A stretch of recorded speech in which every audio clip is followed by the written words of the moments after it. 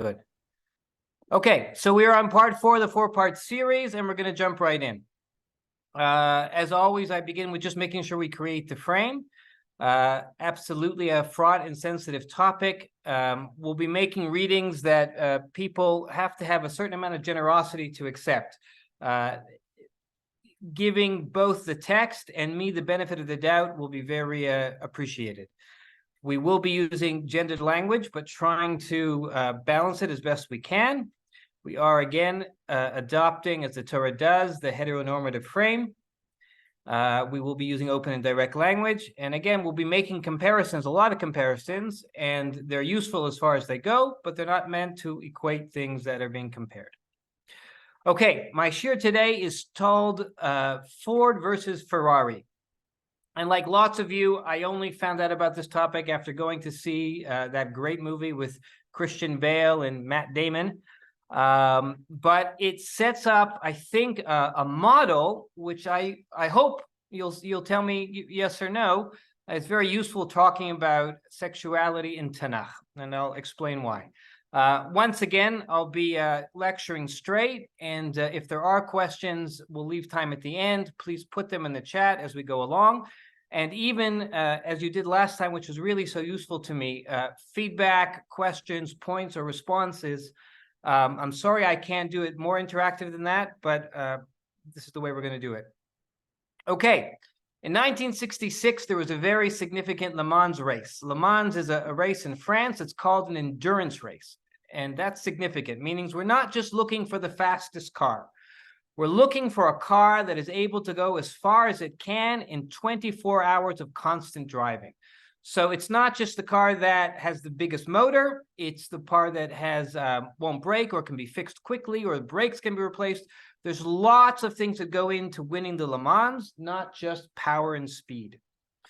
When the first race started in 1923 to the year before this significant race, Ferrari had won the most Le Mans victories of 9. There were English victories. America had won 0. They first entered in 1929 with a car from DuPont, and it broke down after 3 hours. But in 1966, as was very dramatically reported by this movie, Ford came in not only first, but second and third. And the backdrop was Ford had tried to buy Ferrari. Ferrari rejected it. And this was really a contest of wills and personalities between Enzo Ferrari and Henry Ford II. And so it was a large drama. Ford wins the next 3 races. In other words, winning Le Mans once signifies, as it did Ferrari itself, some kind of ascendance that gave you a bunch of victories. And why it's repeatable will be one of the questions that we're going to ask. Ferrari did not win again until 2023, which is really just this year. And I think it's really interesting. I think the movie probably put a little bit of a bee in their bonnet, and they went on to win just this year for the first time since 1966. My questions are the following. And these are actually the main characters in the picture. Ken Miles, the main driver, played by Christian Bale on the right. Carol Shelley, played by Matt Damon, the car designer and the owner, on the left. So my question is this. Why? Why does Ford win in 1966, Ferrari not win for 30 years, 40 years later? And why does winning once mean that there's something repeatable? Second, who cares? Why did Ford put millions in order to win this race? Why does a person buy a Ford car just because a very different, specially designed race car wins a race in France? What does that race car, that GT40, have anything to do with going into the store and buying a Ford Mustang? And what has any of this to do with sexuality or Tanakh? Okay, that's the questions. Here's the frame.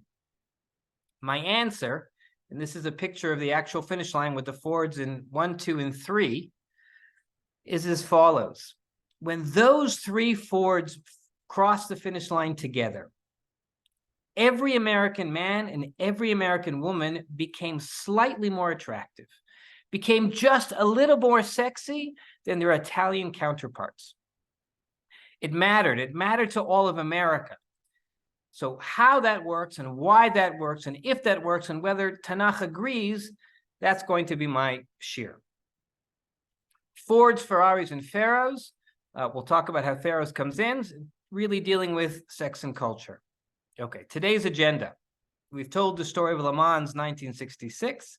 We're going to review two important points to make my case, drawing from part 1 and 2.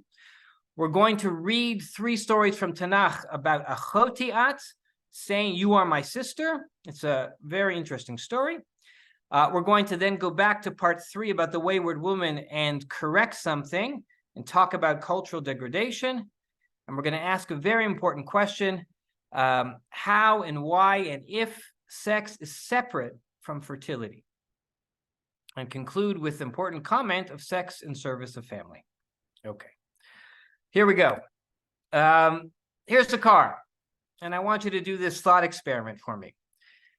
If I tell you this car is a particular kind of car, and I'll give you different suggestions, I want you to think, maybe even write down in the chat, what comes to mind with each association. So if I tell you this car is Japanese, what does that make you think? If I tell you the car is German, what do you think? It's Korean.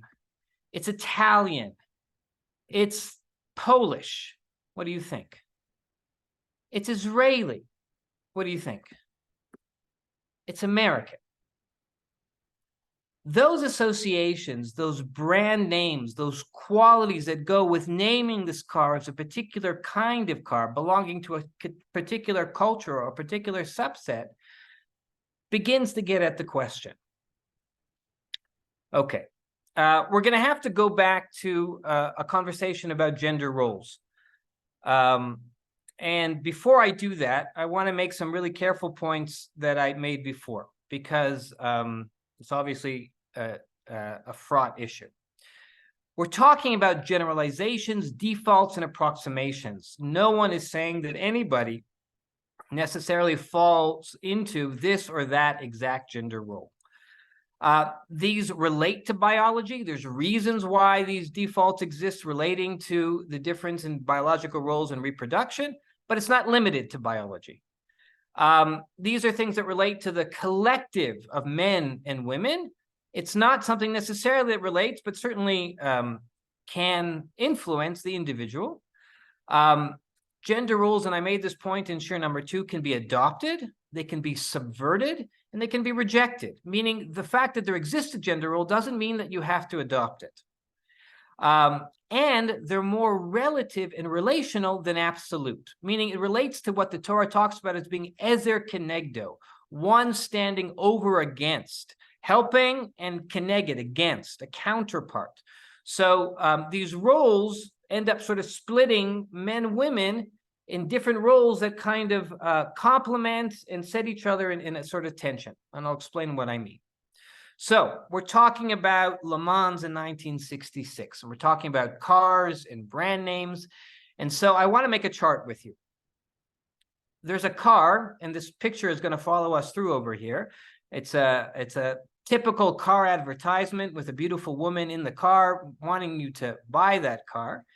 And we're going to analyze that, and we're going to separate the car, the instrument of that's being built, from the owner of the car, which is going to relate more to the feminine.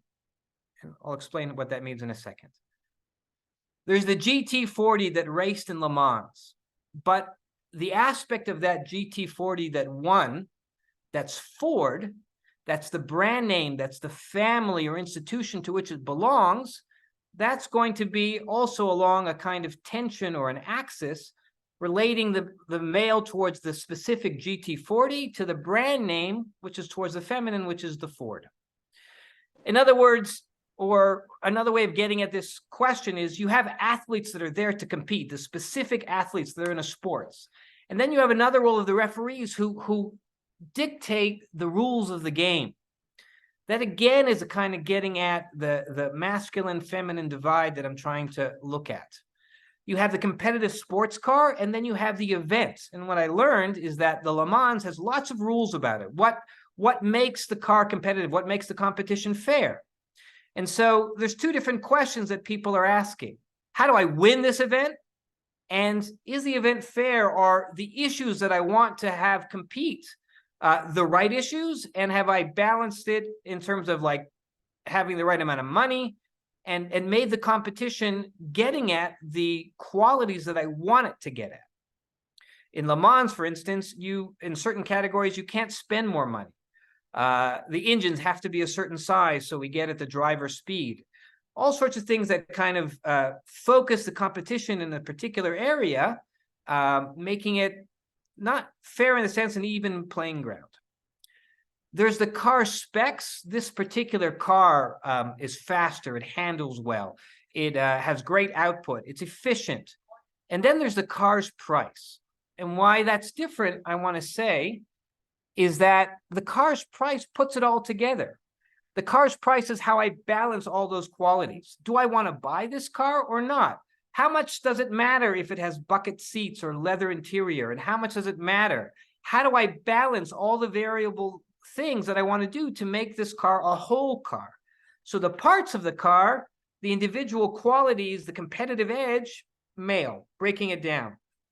The overall price, is it worth it? How much to pay for such a car? More to the feminine. Competition versus cooperation. Getting that edge versus trying to create an overall place where we can all come to and it's fair. Le Mans is a corporation. It's a sporting event. And that frame is more to getting at the language, the rules, the domestication that create the event.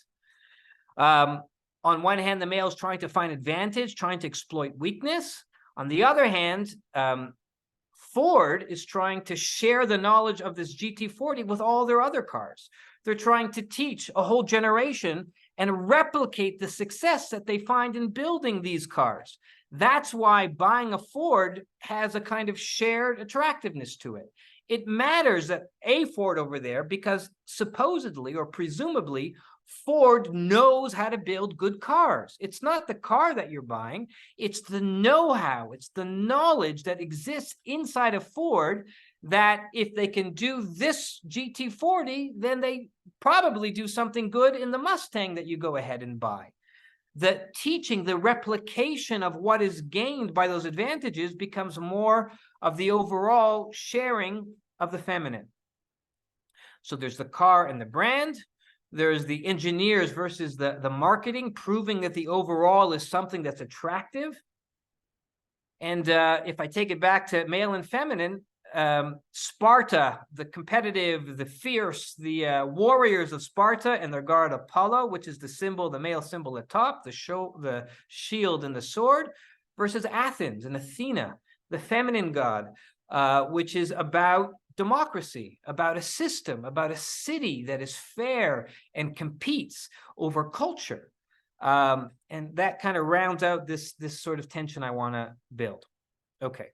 The last thing I want to set up in terms of getting at these stories about Achotiat, she is my sister, is reaching back to Shir number 1 and the Eitz Hadat, the tree of knowledge and eating of the fruit.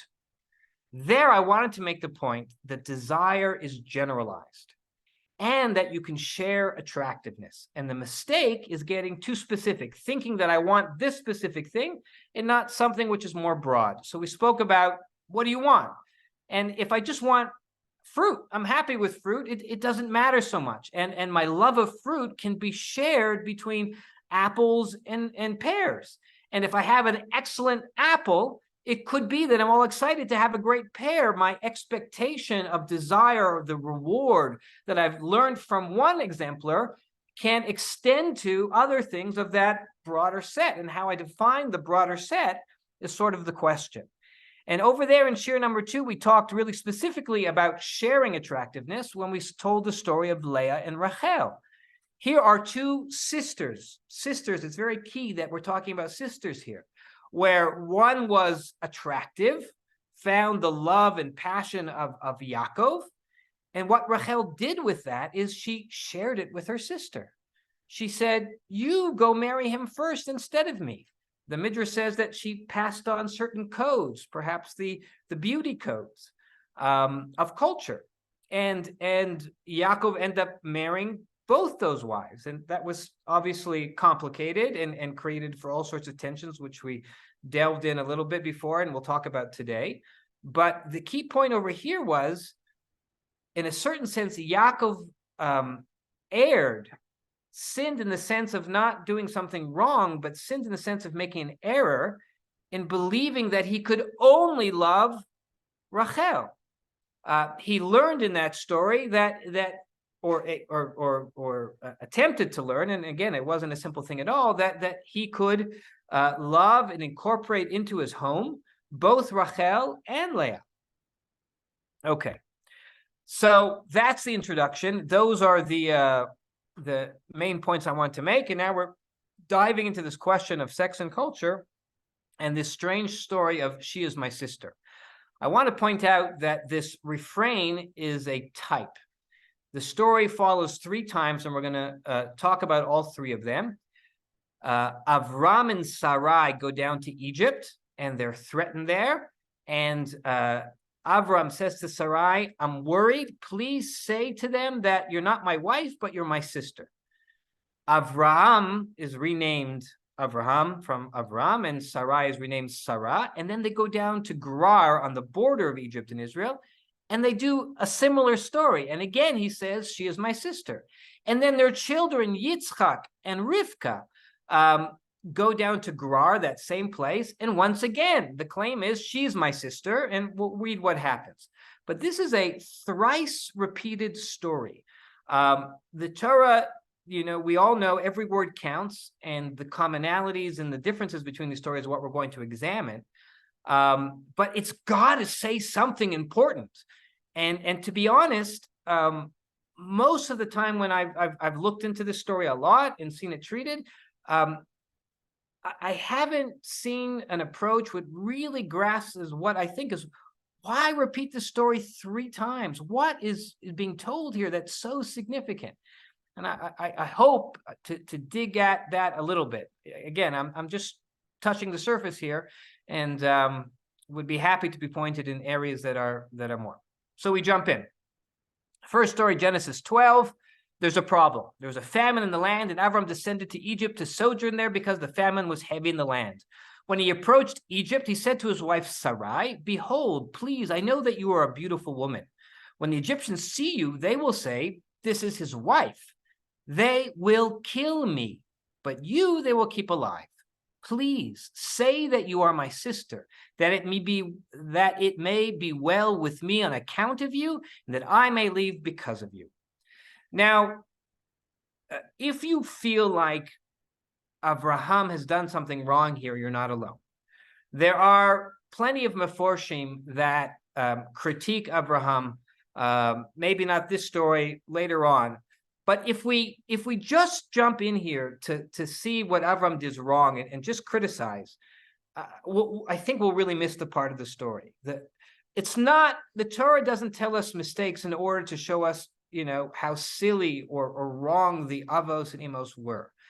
They showing us a deep and inexorable kind of problem.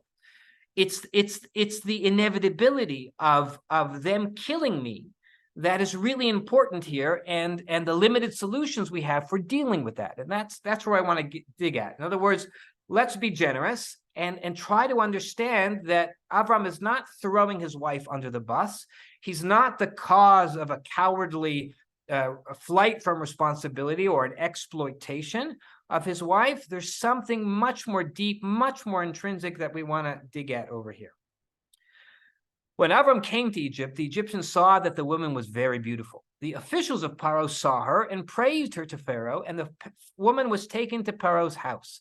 And he dealt well with Avram on her account, and he had sheep, cattle, male donkeys, servants, maidservants, female donkeys, and camels, all paid out, many donkeys for your sister. Hashem plagued Pharaoh and his household with great plagues because of Avram's wife Sarai. So there's a punishment here. There's a result for the fact that the Egyptians go ahead and take Sarai. These plagues are going to be a key part of the picture. Rashi comments on it that they were smitten with the plague of Ra'atan, which made sex difficult. It was, I don't know, some sort of venereal disease, or actually, I'm going to say something else in a moment, but it related to sexuality. Somehow, there was a cause and effect here. Bringing down Sarai into Egypt made sex difficult for Pharaoh, his household, and all of Egypt. Let's go back now for a second. If you notice, and the commentaries are bothered by this, this is where we went back earlier. When they approached Egypt, Sarah says, "Behold, Hine, I know you're a beautiful woman." And the Meforshim asked the question, you didn't know she was beautiful before then? You've been married for like 10 years. Why now do you notice? So there are various solutions. It was time on the trip, or I never really noticed. But Rashi says something difficult and hard that we're going to deal with. They're going to Africa, and they're traveling among black and ugly people who are related to the Cushites. So Sarah in Egypt, by contrast, is an attractive, fair woman, and that brings out a lot of attention. There's a change, I want to say, of beauty standard here. And all of a sudden, everybody finds Sarah really attractive. Now, I need to back up here because I know I kind of dropped a bombshell over here, and I want to diffuse it for a moment. And this is a shameless plug. If you go onto YouTube, I have a whole shiur on this that I really can't get into, called Tzara'at, which is these plagues, these nigaim, and racism. And I deal with this problem at length. And I wasn't hesitant to share with you that very racist comment by Rashi, because although Rashi, living in Alsace-Lorraine in Ashkenaz, was clearly affected by a beauty standard common to his time and absolutely prevalent throughout all of Europe, the Torah is not. And the Torah has Moses marry a Cushite wife. And so it can't be that the Torah is buying into this beauty standard, because Moshe marries a Cushite wife, and in fact, it creates a problem where Miriam and Aaron complain about it, and Miriam is struck with a plague for doing so. So all of that is in this shiur. I just mentioned it here because I don't want to get stuck by bringing in this racist comment and thinking that it paints everything the Torah has to say. It most definitely does not. Back to our story. Paro called Avram and said, "What is this that you have done to me? Why did you not tell me that she is your wife? Why did you say she is my sister, so that I took her to me as a wife? Now here is your wife, take her and go." Pharaoh commanded men over him, and they cast him out along with his wife and all that was his. And they throw Sarah and Abraham out of Egypt, and they leave, as they do 400 years later, with wealth, with tremendous wealth. So you have a really interesting model here. Some sort of subterfuge, some kind of confrontation, and a difficulty, and then leaving, being extracted from the problem. Let's see this model play itself again in the next story. Okay, again, we have Abraham now and Sarah going down to Gerar. And again, Avram says to his wife, "She is my sister." Okay, again, he didn't tell Sarah to do that. He just said himself now, "She's my sister." And they go down to meet Avimelech. Hashem came to Avimelech in a dream at night and said to him, "You are to die because of the woman you took." Sorry. I just want to make it clear. In verse 2, Abraham, the king of Gerar, sent and took Sarah. Okay, so whereas Pharaoh earlier had people bring Sarai to him, here Avimelech is affecting a certain agency, and he sends and takes Sarah to himself. Hashem comes in a dream, and God intervenes. "You're going to die." But Avimelech genuinely approaches God and says, "I'm innocent. He said she's my sister, and she also said he's my brother. I did this with an innocent heart and clean the hands. God said to him in the dream, I know that you did this with an innocent heart. And I stopped you from sinning against me. Meaning I prevented you before you did anything. I did not allow you to touch her. And the word to touch, pay attention, in Hebrew is naga. You didn't touch her, naga, which is exactly the same word for plagues, nigaim. So there's definitely something interesting in that. God instructs us to return the wife and tell him to pray for you. Avimelech does exactly that. And then he tells all his people, and the people were very frightened about what just happened. Avimelech called Abraham and said to him, what have you done to us? How have I sinned against you that you brought upon me and my kingdom such great sin? Deeds that are not done you have done to me. Avimelech said to Abraham, what did you see that you did this thing? And Abraham said, because I thought, surely there is no fear of God in this place, and they will kill me on account of my wife. In addition, she is in truth my sister. She is the daughter of my father, but not the daughter of my mother, and she became my wife. The Torah says they're all descendants of Nahor, and they are indeed related, all part of the family. So Abraham is not lying in the sense of she's my relation. And calling her sister is very fair to say that about a relation. When God had me wander from my father's house, I told her, this is the kindness you can do for me. Any place we go, say of me that he is my brother. So it changes, not specifically over here, but this is a general thing about how they go about in their travels. Resolution.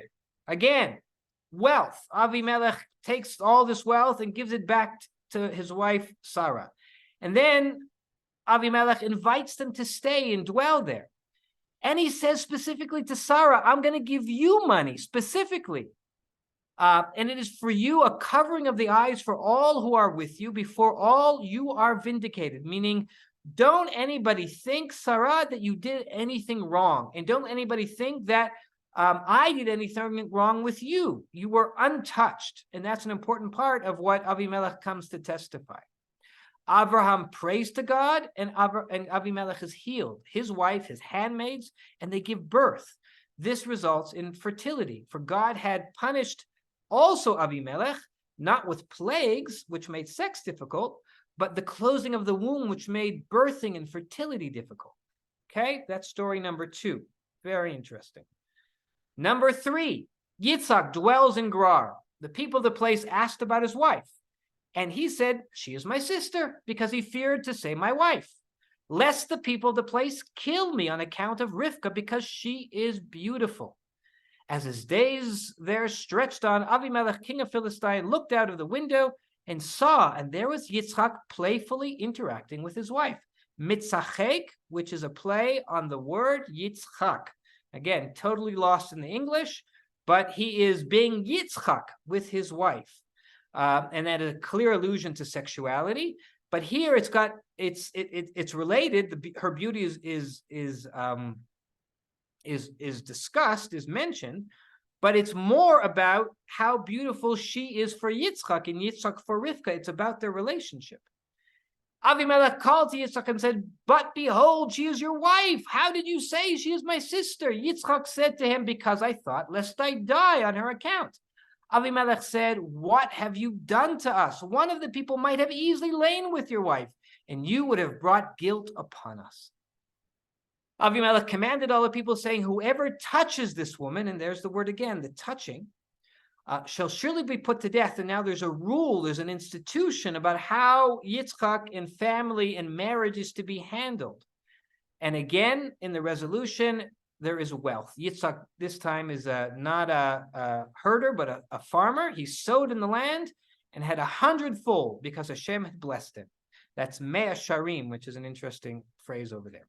Okay, those are the texts. Lots and lots to talk about. I hope I've piqued your curiosity. Again, I'm only going to be able to extract some very general things and encourage you to look at it further for yourselves. But here we go in terms of extracting and putting all this together. Just one second. Could you just bring my phone so I can look at the time? Sorry about that. Okay, here we go.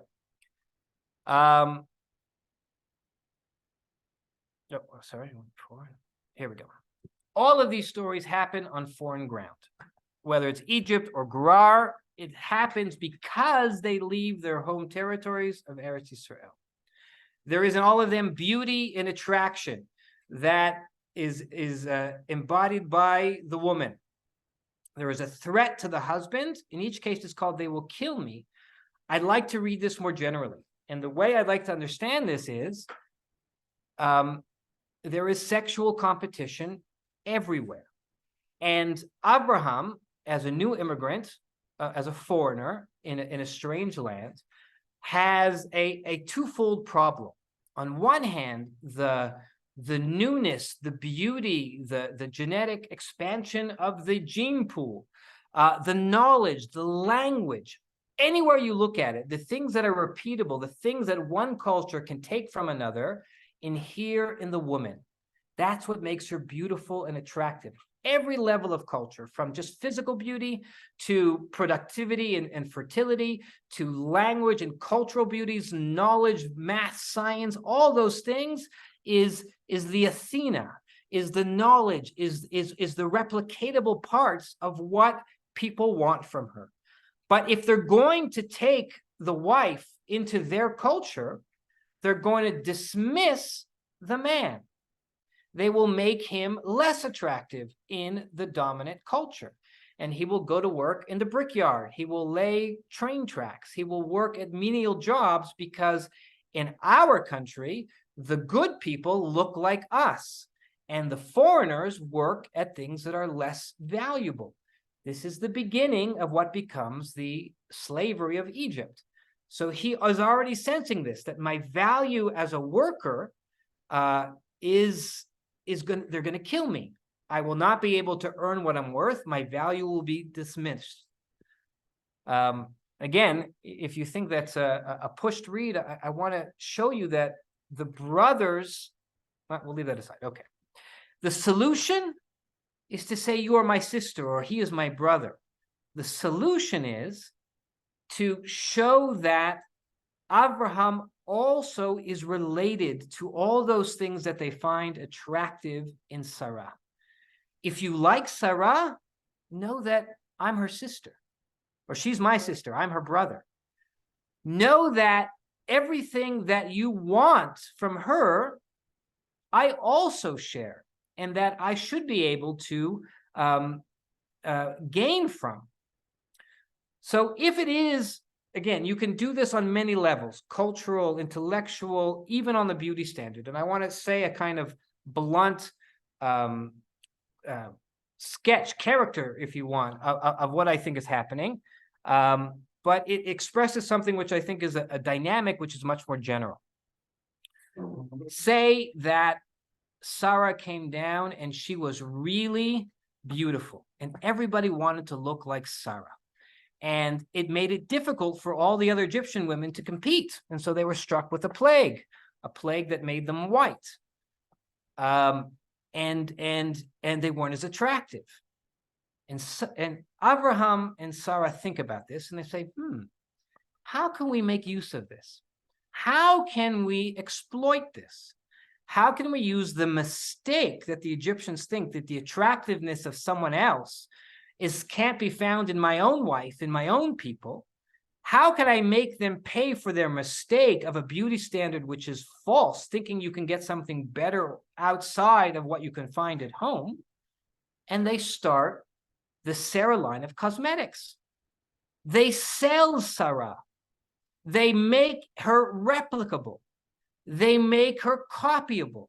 And people can buy a little bit of Sarai makeup. And they can look like Sarah, the model, and they can make themselves lighter or fairer or whatever it is.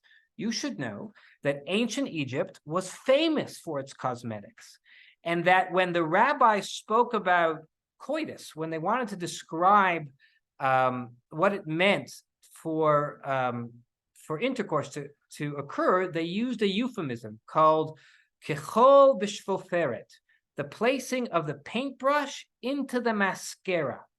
The mascara, specifically the mascara that would go around the kohl, the blue, that went around Egyptian eyes. Meaning this makeup obsession of Egypt was known. and a point of cultural pride. And perhaps at one level of analysis, by saying she's my sister, which means I can give you some of this, I can share this with you, I can make it replicable. There is a threat to marriage. And even though they're making use of this, their marriage is threatened because they take Sarah and they abduct her.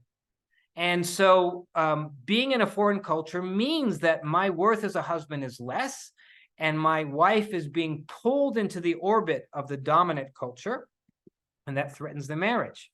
There becomes then a confrontation with the foreign culture, where the foreign culture says we've been duped, and they learn something about what really is the value of this person. It's not just saying she's my sister, but it's the relationship that they have.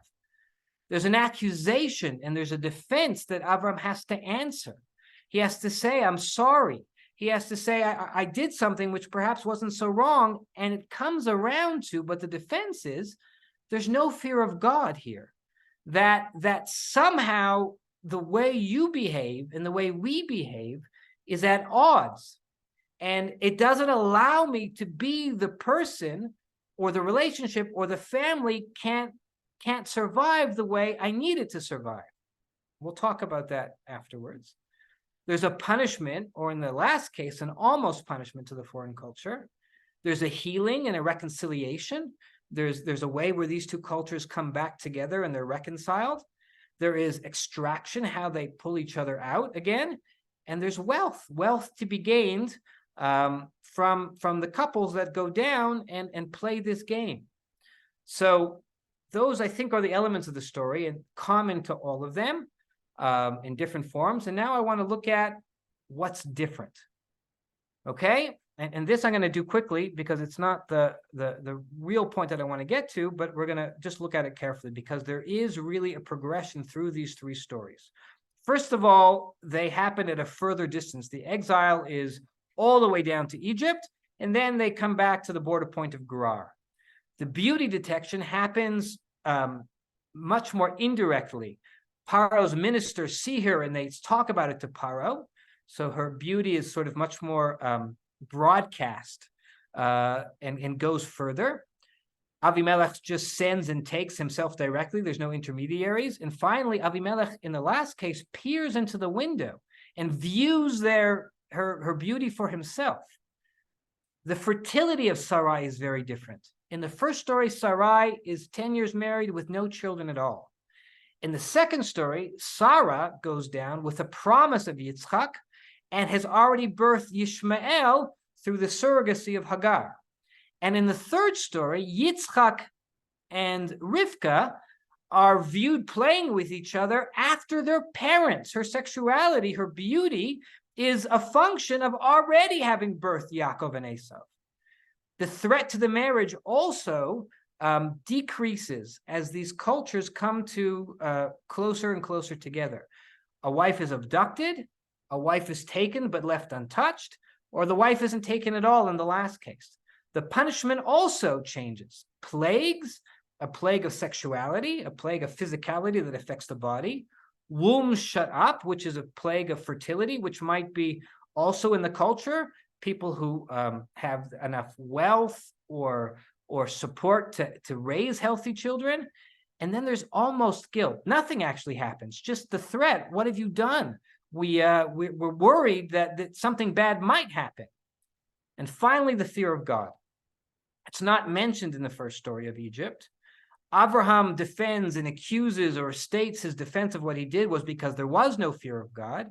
And in the last one, Avimelech educates his people in coming closer to what I want to say is the Torah ethic, and puts the fear in his own citizens, saying you must protect the integrity of this marriage.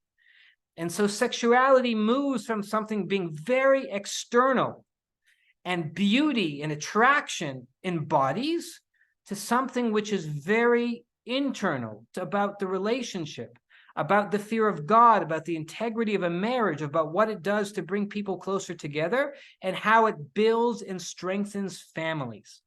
And that's really the thrust that I want to get.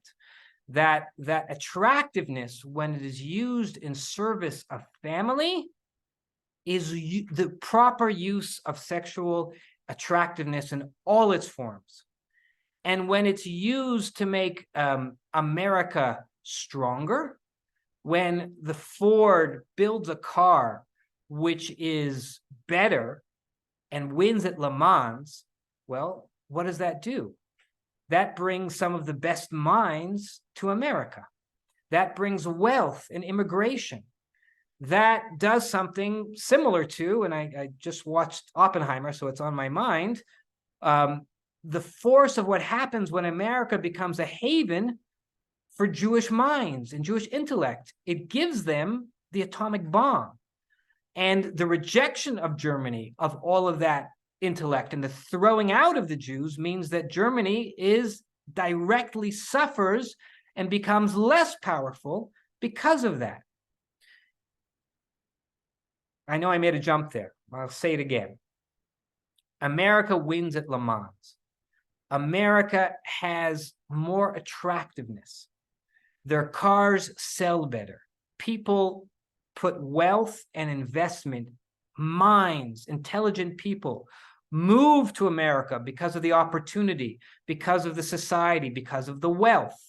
That means that better minds come and more invested, and that produces a self-fulfilling cycle where wealth brings more ingenuity, ingenuity brings more wealth, wealth brings a better brand, the better brand is known to give strength, that strength brings better families brings more opportunity, and culture feeds itself.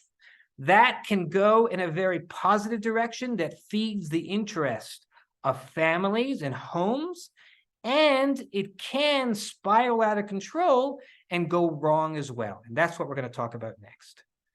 Sex versus fertility. We can separate, and we do, attractiveness, sexiness, from that which results in biological fertility. So here's a story from Genesis where the old tensions between Rachel and Leah, two sisters, result in the following. Leah saw that she had stopped giving birth, and she gives Zilpah to her maidservant and gave her to Yaakov as a wife. Later on, Reuben went out in the time of the wheat harvest and found mandrakes. Mandrakes are an attractive fruit. Some say an aphrodisiac. Some way of, again, externalizing in a medicine, in a potion, in a perfume, something which can externally and culturally enhance your attractiveness and perhaps your fertility. In the field, and he brought them to his mother, Leah. Rachel said to Leah, "Please give me from the mandrakes of your son." She said to her, "Is it not enough that you took my husband, that you would also take my son's mandrakes?" Rachel said, "Therefore, he will sleep with you tonight in return for your son's mandrakes." Look what's happening here. Leah, who's been the less attractive wife all along, actually has more fertility until it stops. But her son is able to bring her a certain amount of attractiveness. She's been successful, and her son is able to enhance her attractiveness by bringing her mandrakes. And Rachel, who has had the first level attractiveness, hasn't been able to translate that into fertility, into success, and into children. And so she wants the thing that Leah has now from having children, from having a son.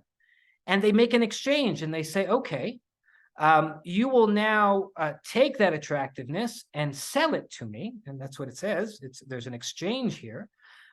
In return, you will get to sleep with your husband. Next, Yaakov came from the field, and Leah went out to greet him and said, "To me you will come, because I have surely hired you with my son's mandrakes." And he slept with her that night. Hashem listened to Leah, and she conceived and bore Yaakov a fifth son.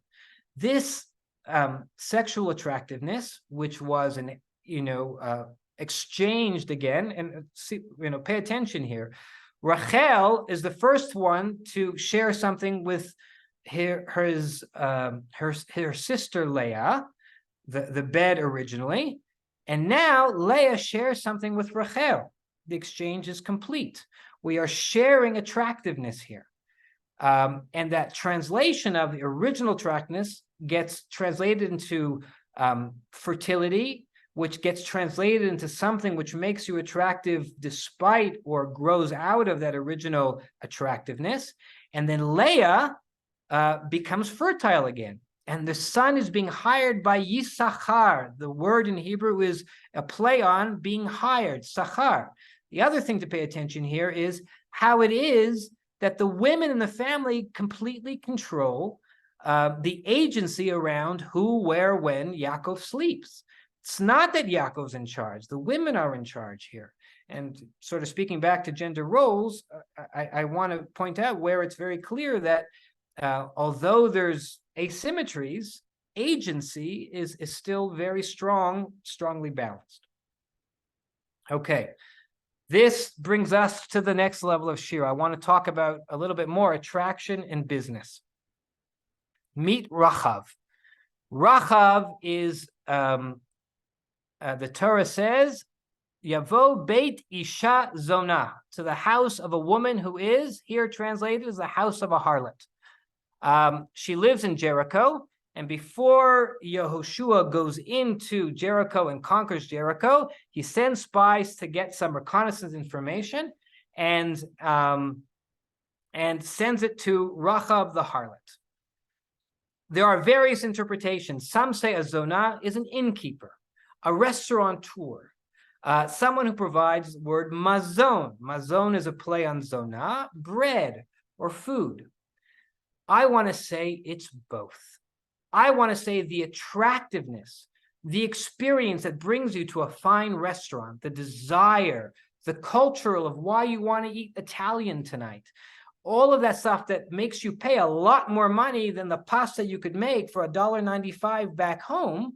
You go to an inn, to a restaurant to have food which has culture, that has desire, that has cuisine. It's not just food, it's cuisine. So there's attractiveness here, which is writ large in the interplay, in a way of making prostitution and innkeeping and desire something of the same thing on the same axis. Okay, I know I'm saying things that are provocative, but that's the point, to be provocative. Rachav reports as follows: the people of Canaan are scared stiff; their hearts are melted. And you have already won. Remember, this is before Joshua steps in. What does Rachav the prostitute know? She knows the hearts of men. And she knows that everybody has already decided that these Israelite warriors on the frontier are going to beat the smithereens out of us. And so you don't even have to fight, essentially. And that first battle at Jericho was not a fight. All they had to do was march around the city 7 times and it crumbles. Why? Because they have a brand, they have a deterrent. They're Israelites and they are known and believed to be stronger. And that belief of their strength is so much more significant than their actual strength. The belief in the brand, in the culture, in what it means to be a Japanese-built car is very significant in making Japanese-built cars more expensive, more successful, which puts more money into their R&D department, which circles around their culture and continues their success. Success feeds on success here. And so it was with the Jews coming in. They have already won the war. The Megillah tells us that Rachav was the most attractive woman in the world. You mention her name and you immediately lust after her. I didn't want to write it, but the Gemara is even more explicit. You have an immediate seminal emission. That's what it says. Rachav converts and marries Joshua. She becomes the queen of the Jews. If Joshua is king, she's queen. Meaning this harlot is not somebody who is at the low fringe of society. Her attractiveness is leveraged and becomes at the highest level of what makes the strength of the Jewish people. So here becomes the question. Does sex serve family? In the prophet Yechezkel, and I'm going to rush through this here, you should open it up and look at it in chapter 16. Israel is a foundling, is a abject, rejected baby. God comes and takes care of it and gives it all kinds of gifts and make this foundling beautiful. Israel is a maiden. Then she grows up and she becomes beautiful and attractive. And then God gives this maiden gifts, linen, which are cultural things. They're not innate gifts. They're things that you make, things that you produce, know-how, intelligence, manufacturing prowess. And the problem is that what Israel does with that is she prostitutes them. She trusted in her own beauty and played the prostitute because of her renown. And she sells them to all the cultures around. She uses her gifts not for her husband, not for her own country, but to gain renown and recognition from everybody around.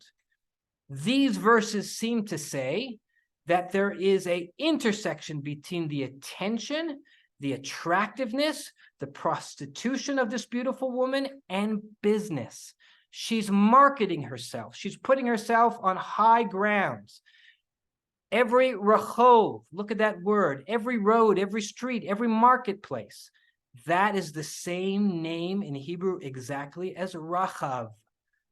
So streets, markets, attractiveness, signs, advertisement, attention seeking, and beauty is part of this nexus.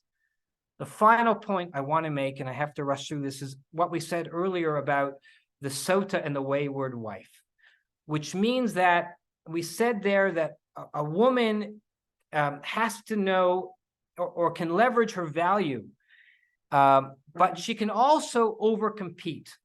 She can, and this is an important correction I want to make from last class. I gave the following scenario, and I want to correct it or refine it. I said the sota could possibly use to get herself out of a bad marriage. And I meant that. Hannah uses her sota to gain children out of God. But it's not the way I described it. It's not that a woman plots with her paramour down the block and says, let's be a sota. My husband will accuse me. I'll get a divorce and then I'll marry you. That's wrong. That's licentious. That's terrible. What can be, and what I meant to say, is a woman only generally can say, I know that I'm worth more. Not that I'm plotting with somebody else, but I know that this man is not treating me with the proper amount of attention and love that I can be. And so I can generate a certain amount of jealousy. And if he doesn't rise to it, I can affect a divorce. And then I will go find somebody better. But she's not inside of the marriage plotting with somebody else. It's much more general. That game of weighing possibilities, of plotting something else, knowing your worth out there, can be a device for raising everybody's worth. But it can also quickly descend into degrading of sexuality, the degrading of culture, the degrading of everything. And that's where we talked about promiscuity, and witchcraft has consumed all desire. When sex becomes like sex, drugs, and rock and roll, a substitute for the joy and the desire and the pleasure that is found in a home, when you are playing it against the family, then it results in a degradation of the whole process. Sex has to be in service of a family. And it's not necessarily directly in service of fertility. It doesn't just mean I need to have more babies. It's much larger than that in terms of what attractiveness does, in terms of making people more productive, having better societies, better rules, more integrity. Ultimately, the fear of God, of what makes people have better systems and societies that produce better children. And attractiveness can be used to push that forward. If what the beauty symbol is not just how sexually attractive you are, but what kind of person you are. What, I want to marry that amazing man or woman because of what kind of person they are, what they will bring to my family or my home. Then attractiveness serves the family. So we talked to this last time that marriage is a contract. These are my conclusions now. And I know I'm rushing through, but I just want to make this final point here. Let me just take a breath. Here we go. Conclusions. If marriage is like a contract, and think about for a moment, going back to the beginning of the story, Carroll Shelby signing on with Ford. He's an individual, and he gains a lot of things and resources by working for the big company of Ford. And if what he's doing is every single day is trying to bid up his contract and going back to Ford and saying, Ferrari can pay me more, or Chrysler can pay me more. And every single day he's negotiating with Ford to pay himself more because he's not loyal to the company. He's not doing his job. He's just trying to get the more contract out of it. So at a certain point, Ford's going to say, you're not worth it. You have to be, if we sign this contract and I hire you, Carroll Shelby, then all of your intellectual gifts, all of your innovations are going to be in service of Ford.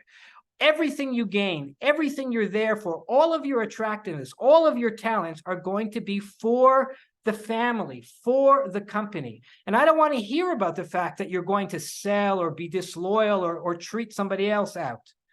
So it's a covenant, it's a contract. It is true, however, that at a certain point, if Ford does not give Shelby what he wants, doesn't make it worth his while, then Shelby will take his talents and go elsewhere. So it requires a covenant. If it's going to be consensual, if people are going to join together to form contracts and businesses and marriages and families, then you have to choose to be in it and choose to stay in it. But there's a dual consciousness, which means in a job, like a marriage, you're supposed to act like it's permanent, like it's all-encompassing, like it's for the entire lifetime. So I'm not trying to extract everything I can right now, and when I'm old and decrepit, I'm no use, you just toss me out because I'm of no utility. This is a covenant which lasts for a lifetime. And even when I'm old and I'm no longer attractive, we owe each other something for the entirety of our gifts. It makes it all-encompassing, and one maintains the awareness, however, that termination is still a possibility because it remains consensual. It's not till death do us part. The Jewish marriage includes an awareness at its outset that divorce is an option. Over-competition and self-interest has the effect of degrading and devaluing those covenants. And so that takes us back to culture and prostitution and what Yechezkel was complaining about, and assimilation. Sexual interests can serve marriage when you're taking all of that attractiveness and all of that ability and all of that talent and bringing it home to the family, or they can compete with it. Maybe I can use my attractiveness somewhere else, in a different family, in a different contract, in a different culture, in a different country, and sell it to the highest bidder. Attractiveness includes many things, and they relate all to success, excuse me. They mean to say a person's health, their wealth, the peace, the beauty, their intelligence, all relate to flourishing, and all of those are signaled in attractiveness.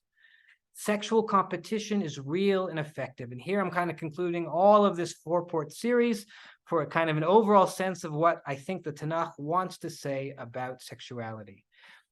Sexual competition is better understood than ignored. We make choices about what it is we choose to put as the most important thing, the most important things that make something attractive. Jealousy can be an important corrective. God is a jealous God. God, in that passage in Yechezkel, is all upset with Am Yisrael and wants them back.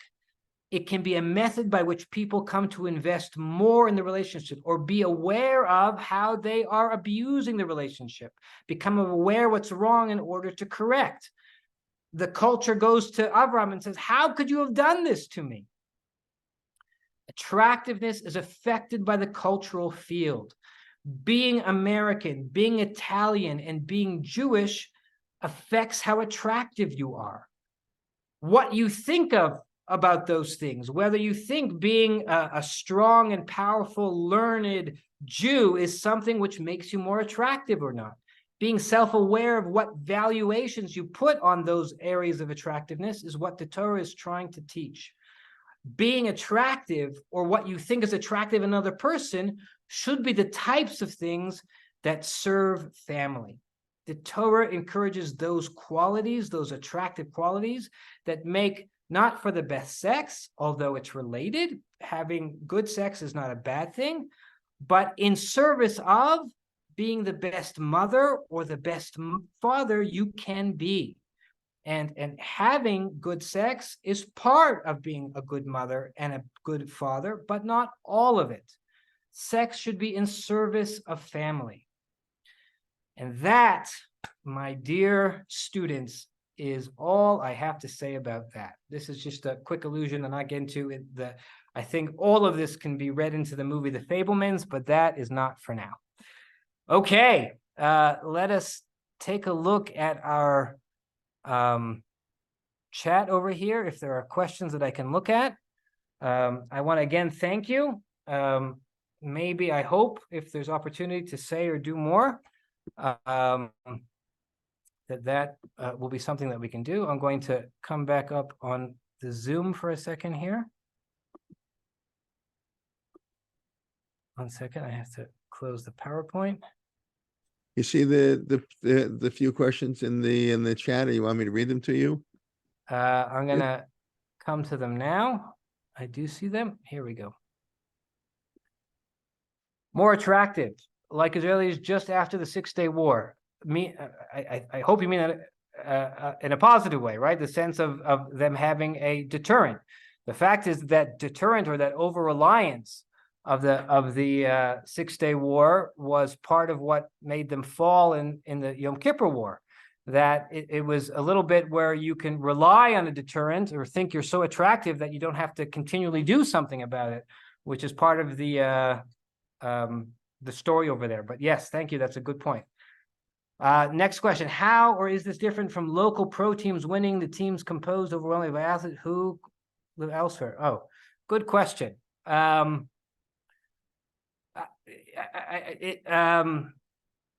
First of all, there's an interesting thing about how teams or professional sports hire mercenaries. Athletes can be mercenaries. You just hire them for the most money. And so really what's being competed here, and it's actually, I think, a very interesting and true thing, is the culture.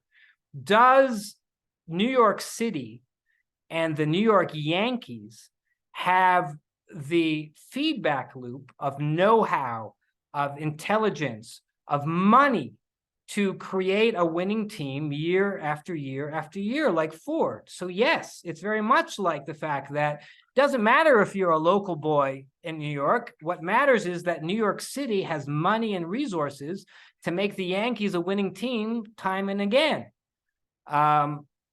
And then the Olympics tries to make it more about the national competition, tries to make people, requires, Messi to play for Argentina because he's an Argentinian, right? Not a Brazilian. I hope I'm right about that. Yes, one of the interpretations most likely that she's a Cushite means that she's beautiful. But why should Cushite be associated with beautiful? That's exactly the point, that there's an equation that's being done here, that Cushite is associated with being beautiful.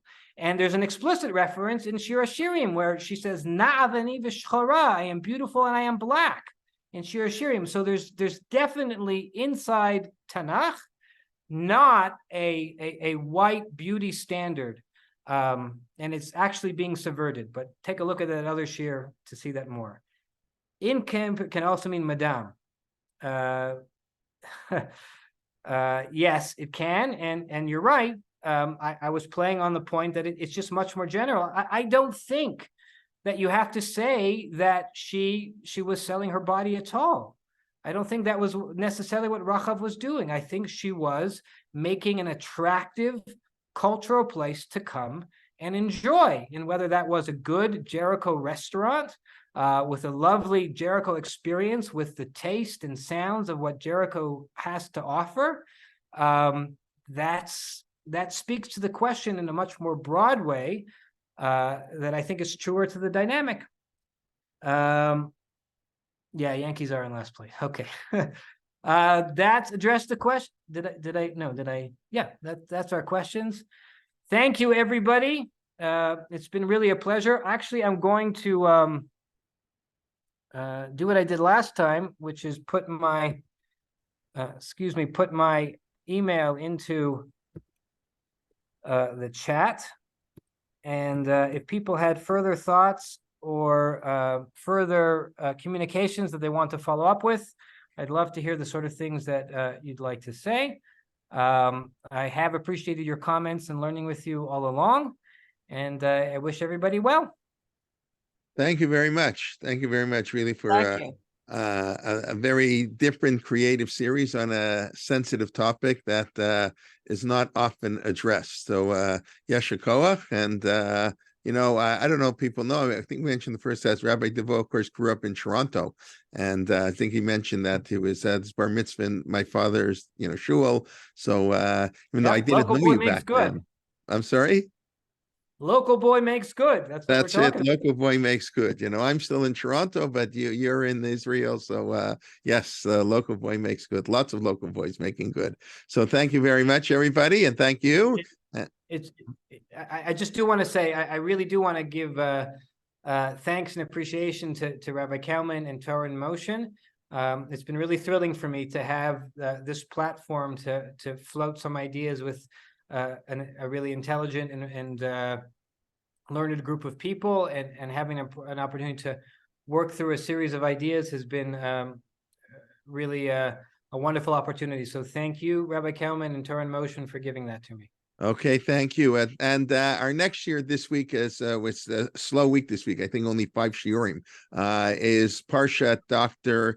Tammy Jacobitz, who lives in Tanakh, I believe. We'll be giving the Parsha shiur this week. Next week, we'll be having a full slate of shiurim. I put the link there to register for the Elul, program. So we look forward to learning with you. And everybody have a wonderful day and wonderful rest of the week. And thank you very much. Okay, ciao, ciao. All right, and I was never into car racing. I don't know, Ferrari, the 24 hours, and the Indy 500. I know Al Unser. I remember the Unser brother. That's I'm aging myself. Andretti, you must have Andretti, the name Andretti. Mario Andretti. That's right. Bobby Unser. I also that's what I know about car racing. Jewish boy. Petty, But now I don't know. I don't follow F1. I don't know what's going on there. Okay, very good. Okay, bye-bye. Thank you. Bye-bye.